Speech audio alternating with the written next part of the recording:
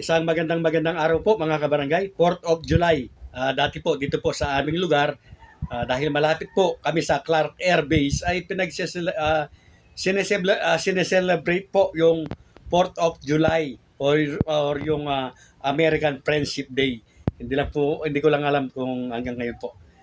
Ang topic po natin o content ko para sa araw na ito, kung ikaw ay isang baguhang aspirante, nakahanda ka na ba?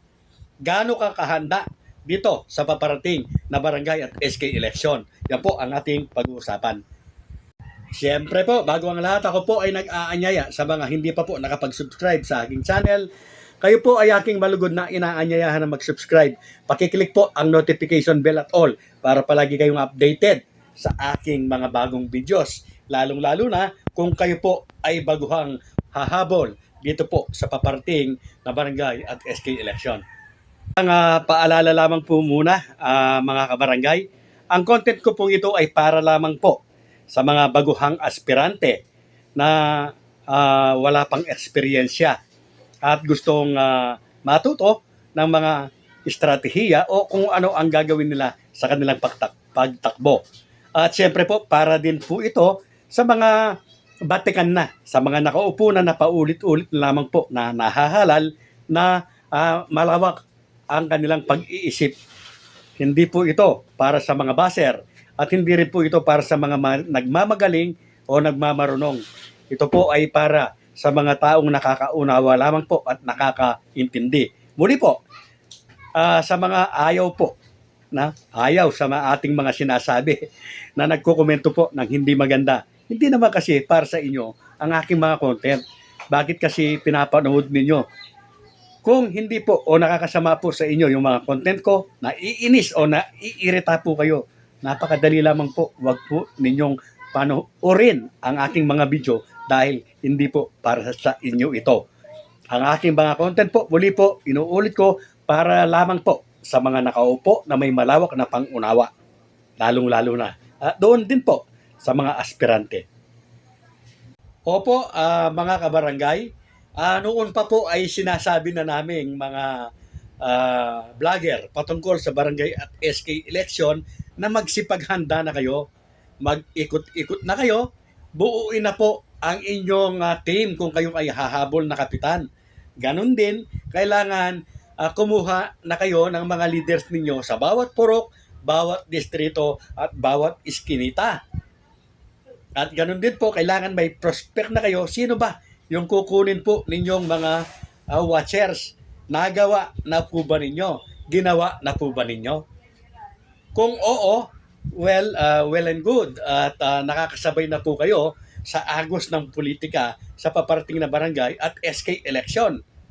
Ngayon, kung hindi naman po, meron pa po kayong magagawa mula sa araw at oras na ito hanggang bago po kayo mag-file ng Certificate of Candidacy. Yes po, may panahon pa po. Gawin na po ninyo.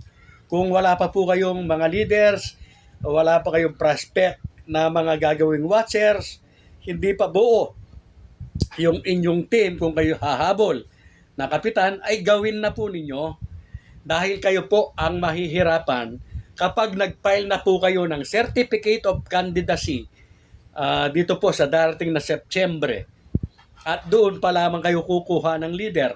Doon pa lamang kayo maglilibot at magpapakilala. Doon pa lamang kayo kukuha ng mga watchers ninyo sakasakali. Kabarangay, sa palagay ko'y gahol ka na sa oras at panahon. At maaaring ikatalo mo yan. At doon naman, sa mga aspirant na in advance ay kumilos na, so advantage na din po ninyo yan. Yes po. Dahil kagaya po ng palagi ko pong sinasabi, yung mga barangay officials po na nakaupo, mga incumbent, ay may mga leaders na po yan, stable na po yan, organisado na yan.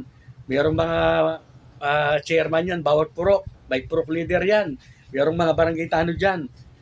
At yung dating supporters yan noong nagdaang halalan, bubuhayin lang niya yan. I-activate lang niya yan.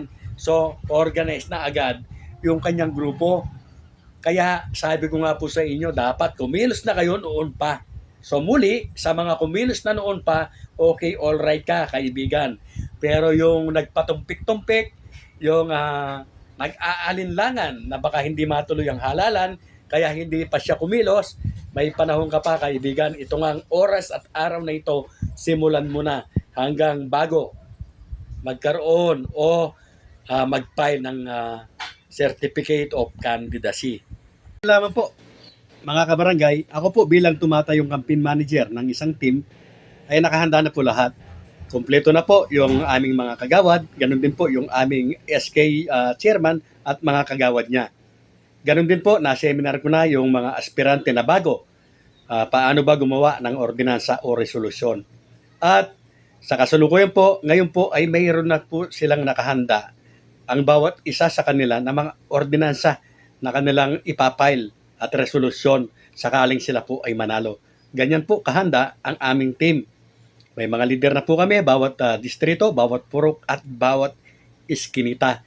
Ganun din po, kagaya po ng ating nabanggit, ay nandyan na rin po yung mga prospect natin na magiging watchers at may schedule na po sila para sa gagawin kong seminar sa kanila. Ano ang kanilang gagawin? Ganun din po yung mga paraphernalias namin, nakahanda na po.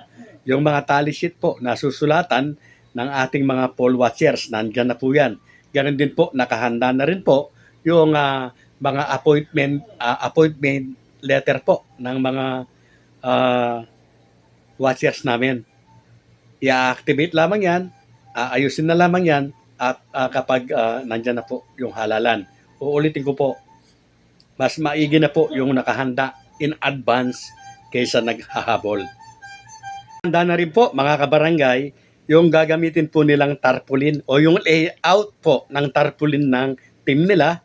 Ganun din po yung individual na legal sizes po na tarpaulin na gagamitin po ng bawat kandidato, ng bawat kagawad. Yan po, ayos na po ang mga yan. At anytime po ay kapag nag-file na po sila, pwede na pong ipaprint ang mga yan. Gayon din po, ang pinaka-importante po na naka-layout na rin po, ready for printing anytime, ay yung kanilang mga leaflets o yung ipamimigay po individually at yung leaflets po ng buong team. Gayon din po, mga kabarangay, naka-schedule na rin po, nakahanda na rin po yung schedule ng house to house nila, yung stage meeting nila, bawat purok, bawat kanto, naka-schedule na po lahat yan. So, muli po, uulitin ko, mas magaling po yung nakahanda. Kailangan, laging handa. September 28 po hanggang October 5. Kung hindi po tayo nagkakamali, ang filing ng Certificate of Candidacy. At sa mga oras at araw po na iyon na upon filing, matatali na po ang kamay ninyo. Hindi na po kayong pwedeng maglibot-libot na umaakto as nangangampanya.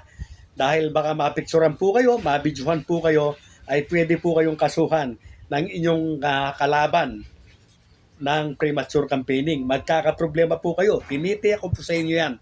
Kaya sabi ko nga po, kung naghanda na kayo, naghanda na kayo noon pa, ay wala kayong magiging problema. Dahil pwede kayong manahimik.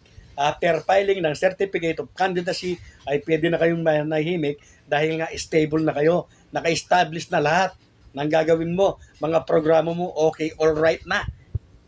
Hindi po ba maganda yung advance areglado na kaysa dun sa naghahabol ka? So, mga kabarangay, baka sabihin naman po ng iba na nakatitiyak ka ba na tuloy ang halalan. Ang masasabi ko lamang po ay talagang manipis na para ma-postpone po nila ito. Nabanggit ko na po yan sa aking ilang mga content. At baging ng mga sikat na content creator po ay sinasabi na talagang manipis na para ma-postpone po ito.